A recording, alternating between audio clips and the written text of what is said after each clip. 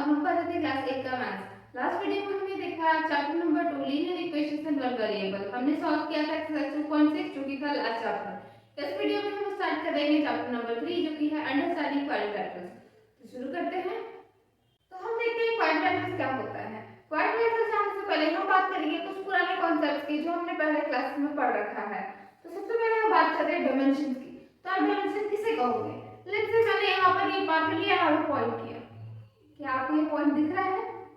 नहीं दिख रहा है। क्यों नहीं दिख रहा है? क्योंकि इसका कोई मेजरमेंट नहीं है। मैंने बस ये पॉइंट कर दिया और मैंने भी कुछ ऐसा रखा नहीं है यहाँ पर जिससे ये पता चले कि यहाँ पर ये पॉइंट है। चलो इसको छोड़िए, हम यहाँ पर एक पॉइंट रखते हैं। क्या आप इस पॉइंट का मेजरमेंट निकाल सकते हो? नहीं निकाल सकते हो। आप बस ये बता सकते हो कि इस पूरे बोर्ड में इस लोकेशन पर एक पॉइंट बना हुआ है। सो ये क्या है? ये एक पॉइंट है। पॉइंट क्या कर रहा है? ये पूरे बोर्ड पर बस आपको लोकेशन बता रहा है। इसका कोई मेजरमेंट है? नहीं है। It has got no measurement. तो ये पॉइंट दिखाने से क्या होगा? पॉइंट दिखाने से हम इसका लोकेशन बता सकते हैं, बट इसका मेजरमेंट क्यों नहीं है? मेजरमेंट इसलिए नहीं है क्योंकि ये डायमेंशनलेस है। इसका कोई डायमेंशन होगा तब तो आप बताओगे ना कि हाँ इतना बड़ा है, इतना लंबा है, इतना चौड़ा है, बट इसका तो कोई डायमेंशन है ही नहीं। तो this has no dimension. Okay, so अब आपको एक आइडिया हो गया होगा कि डायमेंशन किसे कहते हैं। डायमेंशन हम तभी कहेंगे जब हम उसको नाप सकते हैं। किसी भी चीज को अगर हम नाप सकते हैं तो वो डायमेंशन है उसका। नापना इन द सेंस तौलना नहीं, नापना इन द सेंस कितना लंबा है। अगर आप उसका लेंथ बता सकते हो, ठीक है, सिर्फ लेंथ नहीं, ब्रेथ भी एक तरह का लेंथ ही है। So of course length, breadth, height, इस तरह का कुछ भी अगर आप इन मीटर्स आप या फिर आप सेंटीमीटर्स में इस तरह का कुछ भी आप यूनिट में बता सकते हो, so that has got a dimension. Okay, so point का तो कोई डायमेंशन नहीं है। क्या आप ऐसा कुछ बता सकते हो जिसका सिर्फ एक डायमेंशन है? एक डायमेंशन कहने का मतलब क्या? मतलब कि इसका कोई लेंथ होगा, पर्टिकुलरली लेंथ। तो लेंथ वाला का लेंथ से मैंने ये बनाया, ठीक है। अब आपको दिख रहा होगा कि स्टार्ट यहाँ से हुआ है एंड यहाँ पर हुआ है। दो पॉइंट है और दोनों पॉइंट के बीच में लाइन खींचा हुआ है।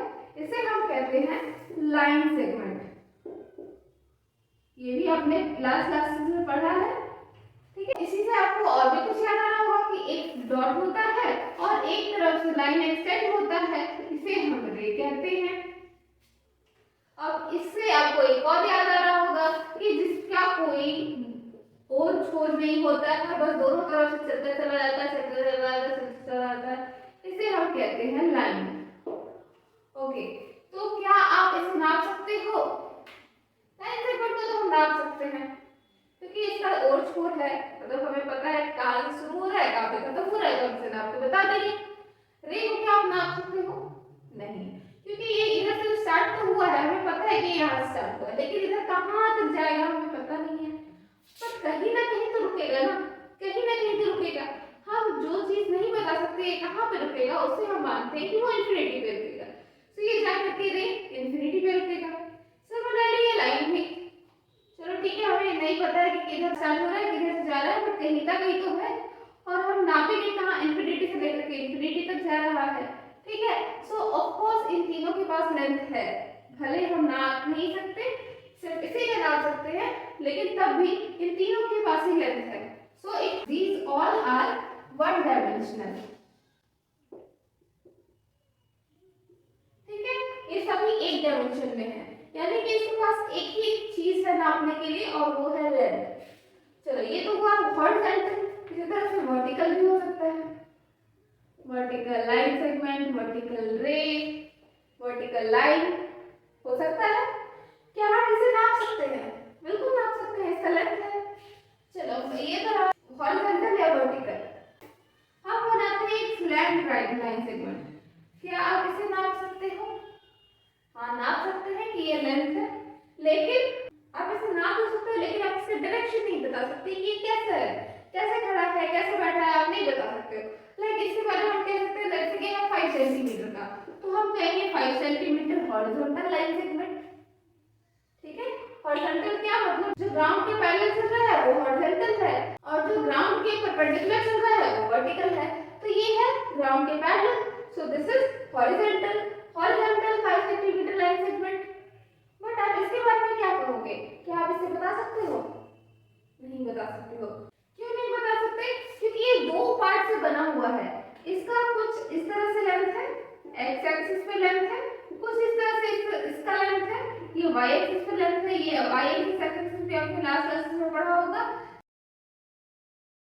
जैसे कि अगर ऑरिजिन है तो इधर चलता है हॉरिजॉन्टली एक्स एक्सिस हमारा और वर्टिकली हमारा चलता है वाई एक्सिस चलता है। तो जब एक्स एक्सिस पे चल रहा है वो एक्स का कंपोनेंट है, जो वाई एक्सिस पे चल रहा है वो वाई का कंपोनेंट है। तो इसका कुछ एक्स में हाइट है, कुछ वाई में हाइट है, यानी कि इसका दो डायमेंशन का मिला करके हमें हाइट मिल रहा है। अब ये भले ही वन डायमेंशनल शेप है बट स्टिल हमें इसे बनाने के लिए एक प्लेन की जरूरत होगी। अब प्लेन क्या है? आप ऐसे समझो कि जैसे ये बोर्ड है, ठीक है, आप इसे छू सकते हो क्या? अब ऑब्वियसली आप वर्चुअली देख रहे हो तो आप इसे छू नहीं सकते, बट यू कैन से कि हाँ इसके पास एक लेंथ है, एक इसके पास एक ब्रेथ है, ठीक है, इसके पास दो चीजें हैं, एक लेंथ है और एक ब्रेथ है, ठीक है। आप ये बता सकते हो। तो वैसा कोई भी फेस कहने का मतलब कि जिसका एक लेंथ हो और एक ब्रेथ हो। फेस का हमेशा लेंथ या ब्रेथ होता है। तो जिसके पास भी लेंथ और ब्रेथ दोनों होता है वो होता है एक प्लेन, ठीक है, उसे आप कंसीडर कर सकते हो प्लेन। बट क्या ये व्हाइट बोर्ड जो है अगर आप इसे ओरिजिनली देखो तो क्या इसका सिर्फ लेंथ या ब्रेथ ही होता है? तो जब आप देखोगे आपको पता चलेगा कि इसका सिर्फ लेंथ और ब्रेथ नहीं होता, कुछ हाइट भी होता है, कुछ है जो ये दीवार से थोड़ा आगे बढ़ करके है। तो ये जो दीवार से जो हल्का सा आगे बढ़ करके है ये इसका तीसरा डायमेंशन है जिसे हम कहेंगे हाइट, ठीक है। तो हाइट होने के बाद क्या ये प्लेन रह गया? नहीं, ये प्लेन नहीं रह गया। हाइट मिलने के बाद अगर किसी के पास लेंथ है, ब्रेथ है, हाइट है, तीनों ही है, तो वो कभी भी प्लेन नहीं हो सकता, वो एक फॉर्म हो जाता है, एक एक्चुअल ऑब्जेक्ट की तरह जिसको आप छू सकते हो। आप जो भी चीजें छू सकते हो, हर किसी का लेंथ, ब्रेथ और हाइट तीनों ही होता है। जो चीज आप छू नहीं सकते, जैसे कि ये जो है, ये बोर्ड जो है, ये एक फेस है, हम इस फेस को ऐसे छू सकते हैं बट हम इस फेस को ऐसे पकड़ नहीं सकते। क्यों नहीं पकड़ सकते? क्योंकि इसके पास हाइट नहीं है। अगर इसके पास हाइट होता तो हम उसे पकड़ पाते, ठीक है। सो फेस जो होता है, फेस के पास हमेशा लेंथ और ब्रेथ होता है और फेस को ही हम प्लेन कह सकते हैं। प्लेन हमेशा टू डायमेंशनल होता है, ठीक है। ये सब हमें जानने को मिला। तो टू डायमेंशन आपके पास क्या होगा? एक प्लेन होगा या फिर फेस ऑफ अ क्यूब कह सकते हो, फेस ऑफ अ क्यूबॉइड कह सकते हो, आपकी जो मर्जी आप कह सकते हो। फेस जो भी होता है दैट इज वन डायमेंशनल, ठीक है। और इस प्लेन पर हम क्या क्या बना सकते हैं? प्लेन पर जो हम बनाते हैं उसे हम कहते हैं शेप्स। जैसे कि ये एक शेप है, ये प्लेन जो टू डायमेंशन है तो ऑफ कोर्स ये भी टू डायमेंशन का होगा, ये भी टू डायमेंशन का होगा, ठीक है। अब यही इसके पास अगर हाइट होता तो ये किस तरह से होता? या तो उस तरफ होता या तो इस तरफ होता, और इस तरफ होता तो हम ऐसे पकड़ पाते इसको। सिमिलरली इसके लिए भी अगर हम यहाँ पे बॉल रख दे इसी साइज का, आपको सर्कल छुप जाएगा बट हम उसे पकड़ पाएंगे बिकॉज़ उसके पास हाइट है। सिमिलरली जब 3 डायमेंशन का चीज होता है तो आप उसे पकड़ पाते हो, जब 2 डायमेंशन का चीज होता है तो आप उसे नहीं पकड़ पाते हो। जो 2 डायमेंशन की चीजें हैं उसे हम प्लेन कहते हैं, ठीक है। सो आपका एग्जांपल पेपर, ऑल्दो उसके पास हाइट होता है बट वो बहुत पतला होता है, इतना कम हाइट होता है, इसीलिए हम उसे मान लेते हैं कि वो प्लेन का मॉडल है, ठीक है। अब हम जानते हैं कि प्लेन पर हम क्या क्या बना सकते हैं। तो प्लेन पर हम बना सकते हैं कर्व। हम बात करते हैं इस कर्व की, ठीक है, हम बात करते हैं कर्व की।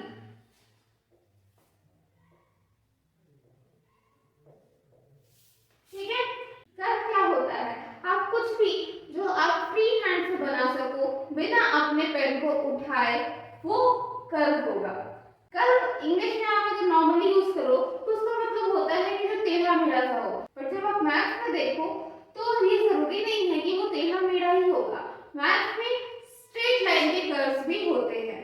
ठीक है, तो हम कुछ एग्जांपल देखते हैं कर्व का, जैसे कि ये हो गया, ये है,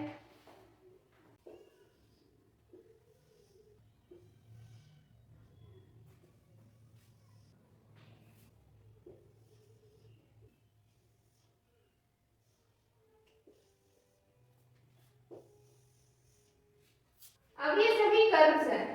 तो कर्व्स आपको अलग अलग तरीके से दिख सकता है, जैसे कि ये स्ट्रेट लाइन का है, ये स्ट्रेट लाइन का है, ये भी स्ट्रेट लाइन का है, बाकी ये सब जो है ये राउंड राउंड सा है, यार ये सारा ही फ्री हैंड है, सारा ही कंटीन्यूअस है। कहीं भी अगर आपको पेन उठाना पड़ गया तो वो कर्व नहीं कहलाएगा। लेट्स से जैसे मैं ये बताती हूँ,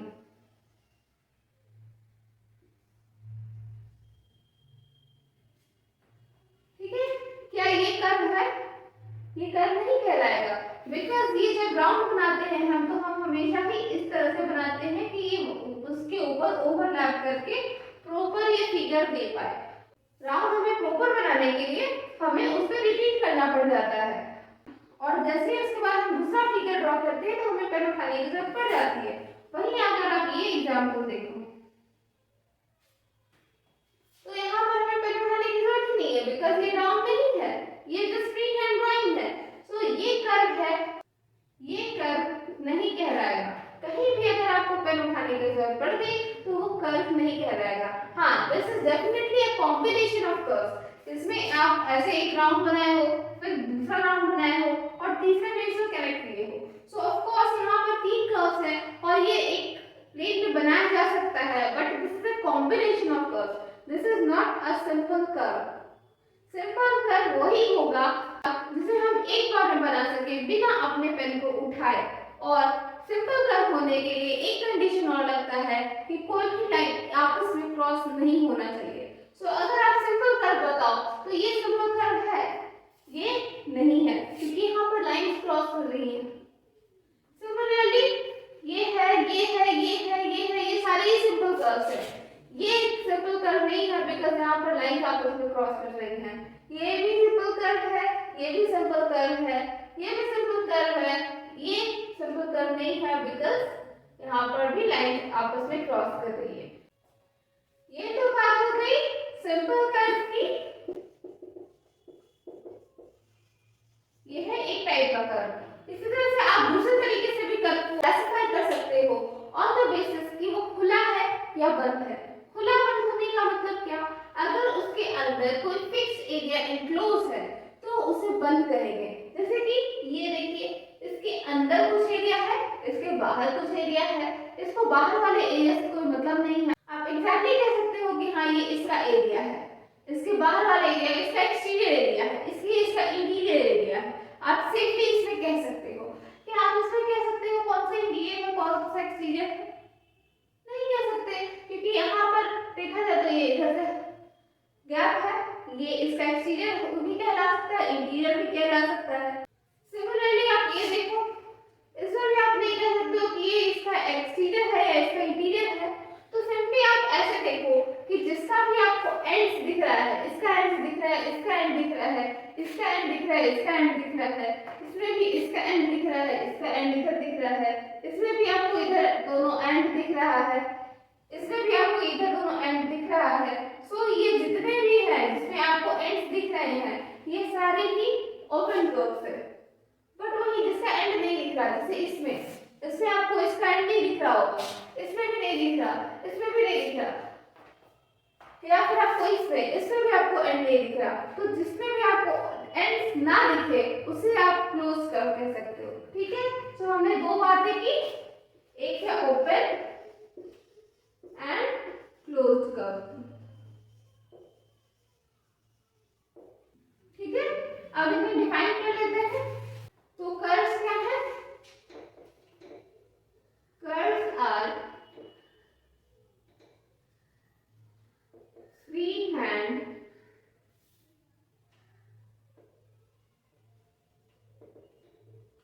continuous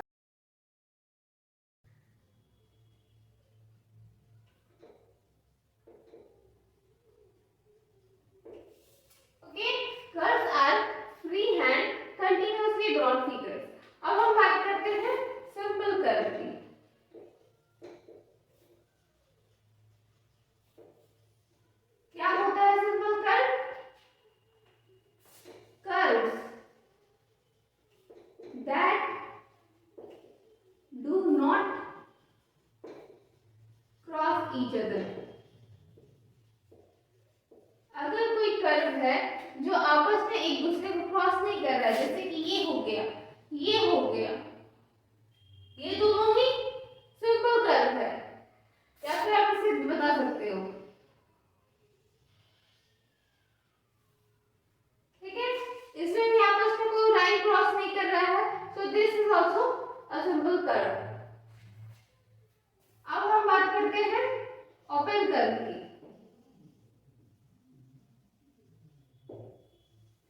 ठीक है, क्या होता है open curve?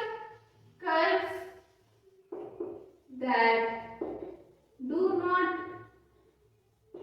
enclose any space।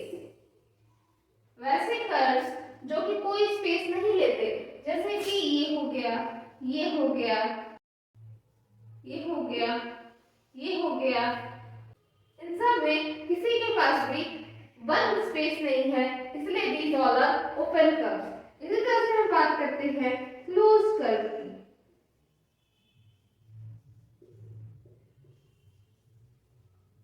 क्या होता है close curve? Curve that enclose some space। वैसे कर्व्स जो कुछ एरिया को घेर के रखते हैं, जैसे कि ये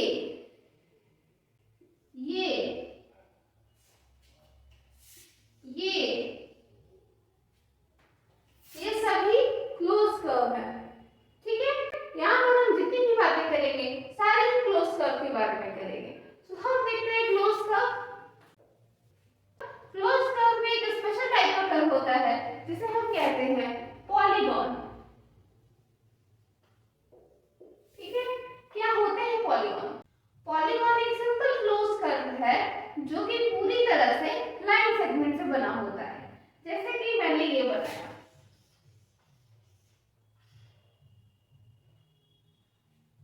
अब बताओ क्या ये पॉलीगॉन है? तो देखा जाए तो ये एक लाइन सेगमेंट, ये दूसरा लाइन सेगमेंट, ये तीसरा लाइन सेगमेंट, चौथा, पांचवा, छठा, सातवां, आठवां, नौवां। तो डेफिनेटली ये पूरी तरह से लाइन सेगमेंट से बना हुआ है, and this is a close curve, so we can say that this is a polygon. है, पॉलीगॉन का मतलब क्या होता है? पॉली का मतलब होता है मेनी एंड गॉन का मतलब होता है आर्म्स। तो वैसे शेप जिनके पास ढेर सारे आर्म्स होते हैं उन्हें हम पॉलीगॉन कहते हैं। ठीक है, तो हम पॉलीगॉन को पहले डिफाइन कर लेते हैं। हम लिखेंगे simple closed curves that are made up entirely of line segments। वैसे सिंपल क्लोज कर्व्स जो कि पूरी तरह से लाइन सेगमेंट से बने हुए हैं उन्हें हम पॉलीगॉन कहेंगे। तो आप ढेर सारे एग्जांपल ले सकते हैं, जैसे कि इसमें 9 आर्म्स है, 9 आर्म्स है। ठीक है, तो इसका नेमिंग भी हम देख लेंगे क्या कहते हैं इसको। इसी तरह से आप इसको देख लो, इसके 3 आर्म्स है, इसको देख लो, इसके पास 1 2 3 4 5 आर्म्स है, आप इसे देख लो, इसके पास 4 आर्म्स है। इसी तरह से हम और भी एग्जांपल देखेंगे और हम देखते हैं नाम क्या देते हैं एक पॉलीगॉन का। तो पॉलीगॉन में अगर आप ध्यान दो तो कभी भी आप 2 लाइन सेगमेंट से एक पॉलीगॉन नहीं बना सकते हो। क्यों? लेट्स से ये एक लाइन सेगमेंट है, दूसरा लाइन सेगमेंट हम कैसे भी ले, ऐसे ले, इधर भी ले। ठीक है, जब तक आप इसे वापस ट्रेस नहीं कर लोगे ये क्लोज हो ही नहीं सकता। चलो इधर ऐसे बना लिया, आप इसको क्लोज करने के लिए आपको तीसरा लाइन बनाना ही पड़ेगा। सो कभी भी पॉलीगॉन जो होता है उसमें 3 या 3 से ज्यादा आर्म्स ही होता है, कभी भी 3 आर्म से कम नहीं हो सकता। सो आप ये भी कह सकते हो कि पॉलीगॉन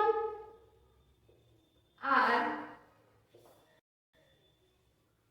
मेड अप ऑफ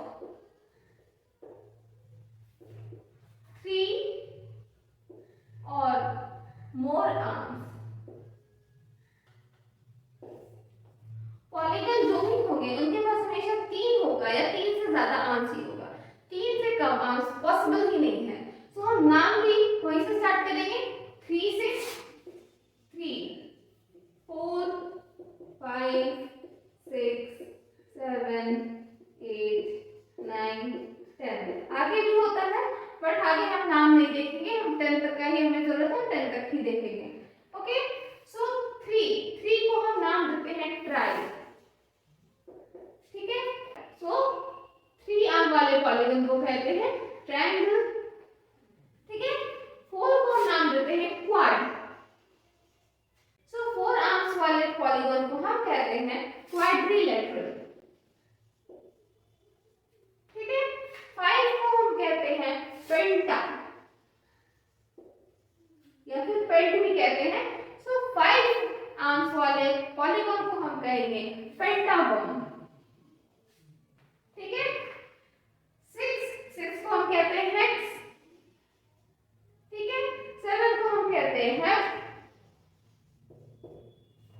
8 को हम कहते हैं ऑक्ट। 9 को कहते हैं नॉन या फिर नोना। ठीक है, 10 को कहते हैं डेक या फिर डेका।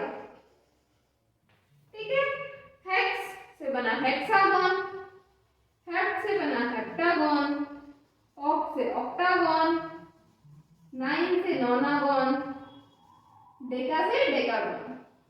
ओके, सो अब आपसे कोई पूछे कि हेप्टागन में कितने आर्म्स होते हैं, तो आप बता सकते हो कि हेप्ट में 7 होता है, तो हेप्टागन में 7 आर्म्स होते हैं। इसी तरह से आप सारे ही कई नॉमेनक्लेचर आप देख सकते हो। अब हम बात करते हैं टाइप्स ऑफ पॉलीगन की। बात करते हैं पॉलीगन की। तो पॉलीगन को हम दो तरह से क्लासिफाई कर सकते हैं। ठीक है, पहला on the basis of regularity और दूसरा on the basis of concavity. ठीक है, रेगुलरिटी के बेसिस पे हम इसे दो टाइप में क्लासिफाई करते हैं, regular polygon and irregular polygon. And concavity के बेसिस पे हम इसे क्लासिफाई कर सकते हैं convex polygon and concave polygon में। ठीक है, सो हम एक एक करके देखते हैं कि ये क्या है। रेगुलर पॉलीगन जो होता है, रेगुलर का कहने का मतलब होता है कि जिसका सारा ही साइड्स या फिर एंगल्स जो भी है वो सारे के सारे सेम होने चाहिए। लेट्स से हमने बनाया एक ट्रायंगल। ठीक है, ये हमने बना दिया एक ट्रायंगल। तो ट्रायंगल जो है इसका अगर सारा साइड सेम है, सारा एंगल भी सेम है, तो हम कहेंगे कि एक रेगुलर पॉलीगन है, एक रेगुलर ट्रायंगल है। और रेगुलर ट्रायंगल को हम कहते हैं इक्विलैटरल ट्रायंगल। ठीक है, लेट्स से मैंने बनाया एक पेंटागन। ठीक है, अगर इसका सारा साइड सेम है, इसका सारा एंगल सेम है, तो हम कहेंगे कि ये रेगुलर पेंटागन है। आप इसी का ऑपोजिट देख लो, इर्रेगुलर पॉलीगन। लेट्स से इसमें आपको क्लियरली दिख रहा होगा कि ये लंबा है, ये छोटा है और ये थोड़ा सा बड़ा है। ठीक है, so this is irregular triangle. Pentagon भी आप ऐसा देख लो, इसमें आपको क्लियरली दिख रहा होगा ये साइड बड़ा है, ये छोटा है। ठीक है, तो ऑब्वियसली इसका एंगल भी डिफर करेगा। तो हम नहीं कह सकते हैं कि ये रेगुलर पेंटागन है, ये कहलाएगा इर्रेगुलर पेंटागन। ठीक है, सो रेगुलर हम लोग किसको कहते हैं, जो इक्वी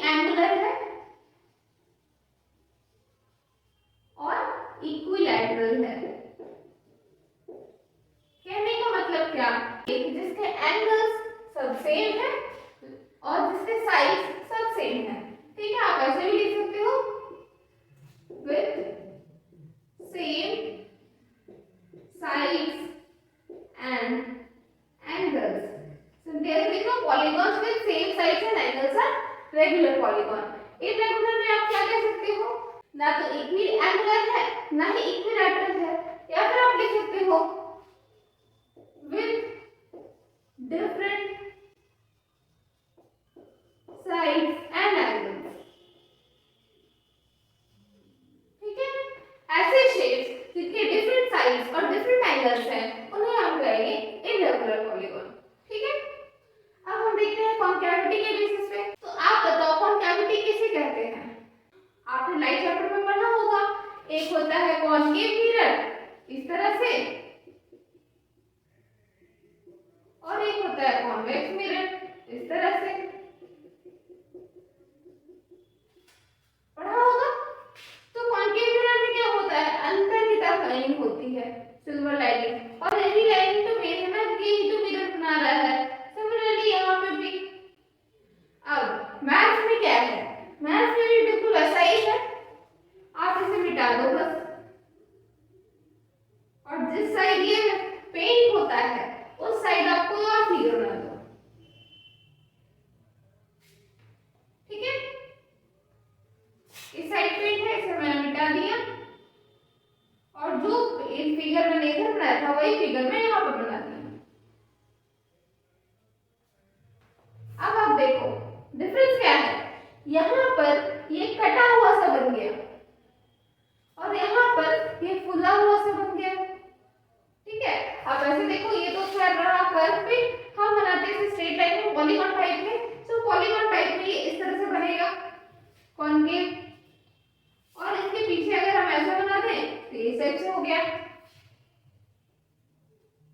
ठीक है, कॉनकेव को देखते हैं, कॉनकेव इस तरह से होगा, बाहर की तरफ निकला हुआ, और जैसे ही हम इसका दूसरा साइड बनाते हैं तो ये इस तरह से हो जाता है फुला हुआ सा।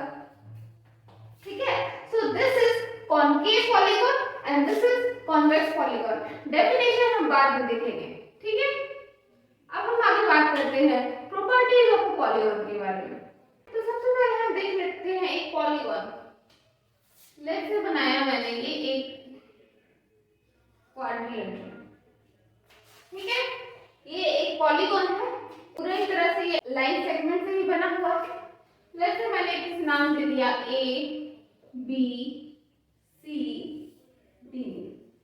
ठीक है, ये मैंने इसे नाम भी दे दिया। अब आप इसमें देखो तो इसके पास क्या क्या है, इसके पास मिलेगा ये 1 2 3 4, क्या मिल रहा है, 4 वर्टेक्स मिल रहा है, 4 पॉइंट मिल रहा है, इसे हम कहेंगे 4 वर्टिसेस। वर्टिसेस जो होता है ये वर्टेक्स का प्लूरल फॉर्म होता है, वर्टेक्स मतलब point and vertices means points आप कह सकते हो। ठीक है, और क्या आपको दिख रहा है, 1 2 3 4, 4 साइड्स है इसके पास, और क्या दिख रहा है, 1 2 3 4, 4 एंगल्स हैं। ये सारा आपको लिंक मिलेगा एक पॉलीगॉन में। अगर एक ट्रायंगल है तो सबके 3 साइड्स होंगे, 3 एंगल्स होंगे, 3 वर्टिसेस होंगे। अगर पेंटागन है तो 5 साइड्स होगा, 5 एंगल होगा, 5 वर्टिसेस होगा। सो ये तीनों चीजें लिंक रहती है, और जितना आर्म्स होता है पॉलीगॉन का उतना ही ये सारी क्वांटिटीज भी होती है। जैसे एक क्वाड्रिलेटरल है तो इसके पास 4 साइड्स है, 4 वर्टिसेस है, 4 एंगल है। ठीक है, अब हम बात करते हैं इसके कौन कौन से पॉइंट्स हैं। तो पॉइंट्स को हम नाम दे रहे हैं ए बी सी डी। ठीक है, साइड्स को हम कैसे लिखते हैं, A B B C C D A D. ठीक है, एंगल्स को हम क्या लिखेंगे, एंगल्स को लिखेंगे angle A, angle B, angle C, angle D. ठीक है, अब ये एक क्लोज स्पेस को कवर कर रहा है, इस पूरे फिगर के अंदर ये एरिया है। सो जो एरिया इसके अंदर आ रहा है इसे हम कहते हैं इंटीरियर, और इसके बाहर जितना भी एरिया है पूरे बोर्ड का एरिया इसे हम कहेंगे एक्सटीरियर। ओके, सो इंटीरियर क्या, जो भी इसके अंदर आ रहा है। लेट्स से मैंने ड्रॉ किया पॉइंट, अगर ये पॉइंट इसके अंदर आ रहा है तो this is interior of is inside quadrilateral. उसी तरह से यहाँ मैंने पॉइंट दिया Q। नाउ ये तो इसके स्पेस के अंदर है नहीं, सो इस पॉइंट को हम कहेंगे on the exterior of quadrilateral. ठीक है, होप आपको इंटीरियर एक्सटीरियर समझ में आ गया। इस तरह से अगर ये लाइन सेगमेंट ले लिया, ये लाइन सेगमेंट ले लिया तो ये भी इसके इंटीरियर में आ गया। यहाँ पर मैंने लाइन सेगमेंट ले लिया तो ये भी एक्सटीरियर में आ जाएगा। ठीक है, अब हम एक बात करते हैं एडजेसेंट का। क्या मतलब होता है एडजेसेंट का? एडजेसेंट का मतलब होता है जो उसके बगल में है। ठीक है, लेट्स पॉइंट का बात करते हैं। पॉइंट का तो पॉइंट ए के बगल में कौन सा पॉइंट है? बी है। इसी ए के बगल में पॉइंट डी है। सी क्या इसका एडजेसेंट पॉइंट है? नहीं है। सी इसके बगल में नहीं है, तो बी और डी ए का एडजेसेंट पॉइंट है, लेकिन सी जो है ये एडजेसेंट पॉइंट नहीं है। इसी तरह से आप देखो ए बी और बी सी। ठीक है, ए बी और बी सी, ए बी और बी सी, क्या ये एडजेसेंट साइड्स है? बिल्कुल है। लेकिन वही आप ले लो ए बी और सी डी, क्या ये एडजेसेंट साइड्स है? नहीं है। ठीक है, एंगल आप ले लो, एंगल बी एंगल डी, क्या ये एंगल बी एंगल डी, क्या ये अगल बगल है? नहीं है। So these are not adjacent. वही angle A angle B, angle A angle B, क्या ये एडजेसेंट है? डेफिनेटली है। ठीक है, वो आपको एडजेसेंट का मतलब समझ में आ गया। अब हम बात करते हैं डायगोनल का। Okay, so what is a diagonal? ठीक है, डायगोनल वो लाइन सेगमेंट होता है जो कि दो नॉन एडजेसेंट पॉइंट्स को मिलाए। जैसे कि यहाँ पर ए और सी ये नॉन एडजेसेंट पॉइंट है, सो यहाँ से अगर कोई लाइन जा रहा है डायरेक्ट सी तक, तो इस लाइन सेगमेंट को हम डायगोनल कहेंगे। तो डायगोनल क्या हो गया? AC हो गया। अब क्या यही दोनों एक नॉन एडजेसेंट पॉइंट्स है? क्या ये दोनों नॉन एडजेसेंट पॉइंट्स नहीं है? B और D है। तो B से जो लाइन निकला और जो D तक जाएगा लाइन सेगमेंट, इस लाइन सेगमेंट को भी हम डायगोनल के अंदर रखेंगे। ठीक है, तो क्या है एक डायगोनल? ठीक है, this is a line segment joining two non-adjacent vertices। ऐसा एक लाइन सेगमेंट जो नॉन एडजेसेंट वर्टिसेस को ज्वाइन करे उसे हम डायगोनल कहते हैं। ठीक है, तो डायगोनल क्या करता है बेसिकली? अगर आप सिर्फ AC को देखो, सिर्फ AC, मान लो कि ये BD नहीं है, तो AC क्या कर रहा है? इस पूरे क्वाड्रिलेटरल को दो पार्ट में डिवाइड कर दे रहा है, एक ट्रायंगल में और दूसरे ट्रायंगल में डिवाइड कर दे रहा है। ठीक है, सो एक डायगोनल एक क्वाड्रिलेटरल को दो पार्ट में डिवाइड करता है, दो ट्रायंगल्स में डिवाइड कर देता है। ठीक है, अब आपको पता है कि एक ट्रायंगल में 180 डिग्रीज होता है, तो अगर आप सिर्फ एक डायगोनल लो तो यहाँ पर दो पार्ट में बट गया, यानी कि मिनिमम एक डायगोनल दो पार्ट में बांट रहा है, दो ट्रायंगल्स में बांट रहा है। So minimum number of triangles कितना बन रहा है? 2 बन रहा है। अब दो से कम आप कहीं से भी कुछ भी ले लो, ट्रायंगल्स में तो नहीं ही बांट पाएगा कुछ। कम से कम आपको दो ट्रायंगल्स में तो बांटना ही पड़ेगा क्वाड्रिलेटरल को। सो डायगोनल क्या कर रहा है? एक क्वाड्रिलेटरल को दो पार्ट में बांट दे रहा है, तो कम से कम दो ट्रायंगल्स बन रहे हैं, और इसीलिए एक ट्रायंगल में जब 180 डिग्री एंगल सम है तो दो ट्रायंगल्स मिलकर के टोटल 360 डिग्री एंगल सम दे देता है। ठीक है, सो हमें क्या मिला नेक्स्ट? एंगल सम जो होता है वो हमेशा 360 डिग्री होता है। ठीक है, ये तो रहा एक क्वाड्रिलेटरल का बात। हम इसी तरह से देखते हैं एक हेक्सागोन में।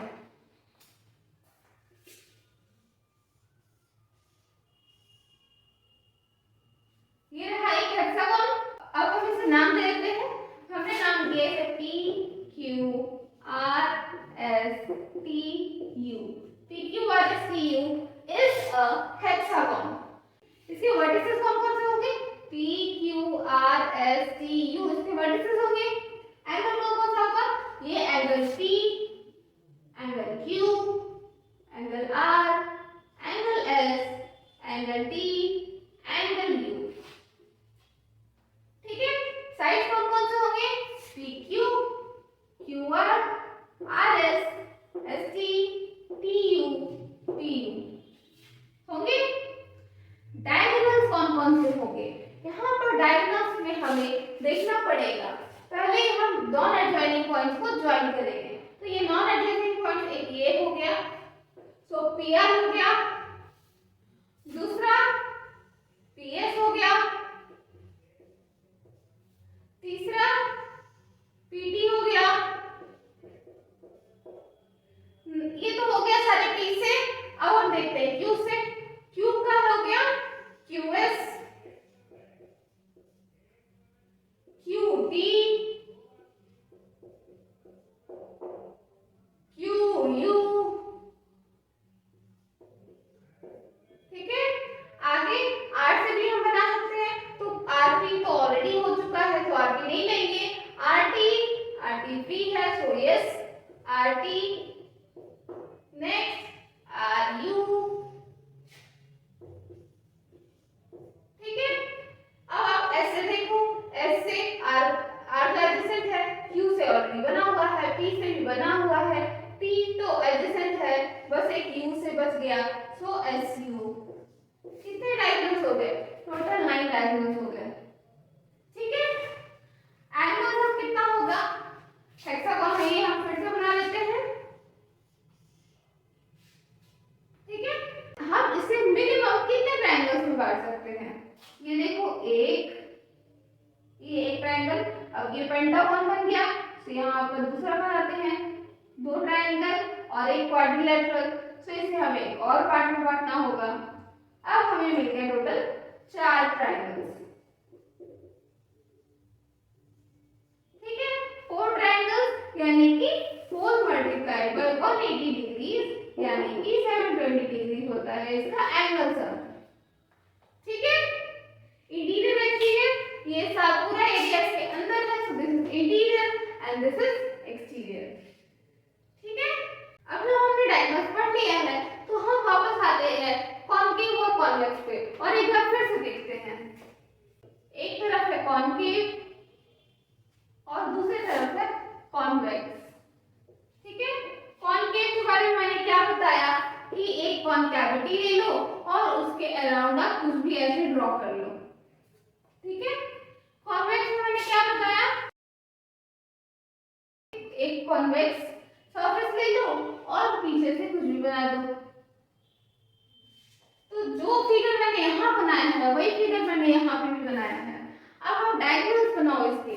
यहाँ है, ये हो गया एडजेसेंट, ये हो गया एडजेसेंट, नॉन एडजेसेंट ये वाला साइड। ठीक है, और कौन सा? ये भी तो नॉन एडजेसेंट है ना, तो ये देखो नॉन एडजेसेंट। यहाँ पर मैं एक ही पॉइंट से बना रही हूँ डायगोनल। एक डायगोनल इधर है, एक डायगोनल इधर है। ठीक है, आप यहाँ पर डायगोनल बनाओ, एक डायगोनल यहाँ से बना, एक डायगोनल बना यहाँ से। ठीक है, यहाँ पर भी टोटल 3 ट्रायंगल्स है। यहाँ पर you cannot say, बट यहाँ पर जो आप एक चीज देख सकते हो कि एक ये पर्टिकुलर एरिया है जो कि इसी के इंटीरियर में आ जा रहा है। जैसे ही हम डायगोनल बना रहे हैं तो डायगोनल के हमारे हिसाब से तो हमें इतना पूरा एरिया कवर करना चाहिए था, लेकिन एक पर्टिकुलर एरिया है जो इस डायगोनल के अंदर रह जा रहा है, जिसके कारण इसका एनक्लोज एरिया कम हो जा रहा है। ठीक है, यहाँ पर अगर आप देखो कि डायगोनल के हिसाब से जितना भी एरिया कवर होगा उससे एक्स्ट्रा एरिया ही कवर हुआ है आगे के साइड से। इसमें कोई भी डायगोनल ऐसे बाहर में लाई नहीं कर रहा, लेकिन यहाँ पर डायगोनल बाहर में लाई कर रहा है इंटीरियर से, यहाँ पर डायगोनल इंटीरियर में लाई कर रहा है। सो इसी बेसिस पे हम डिफाइन करते हैं concave polygons and convex polygons. ठीक है, सो क्या लिखेंगे? Concave polygons are polygons whose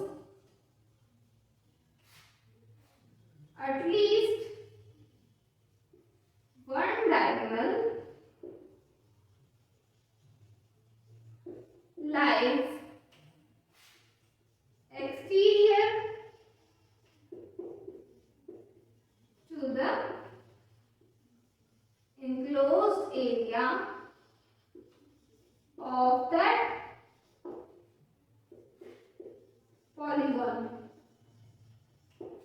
ठीक है, कॉन्केव पॉलीगन हम उन पॉलीगॉन्स को कहेंगे जिसका कम से कम एक डायगोनल एक्सटीरियर में लाई करेगा from the enclosed area of the polygon.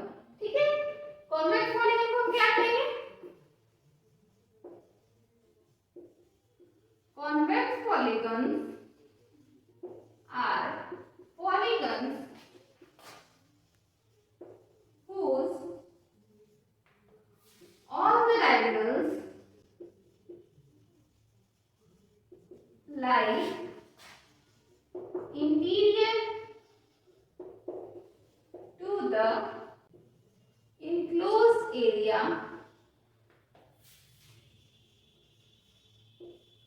of that polygon।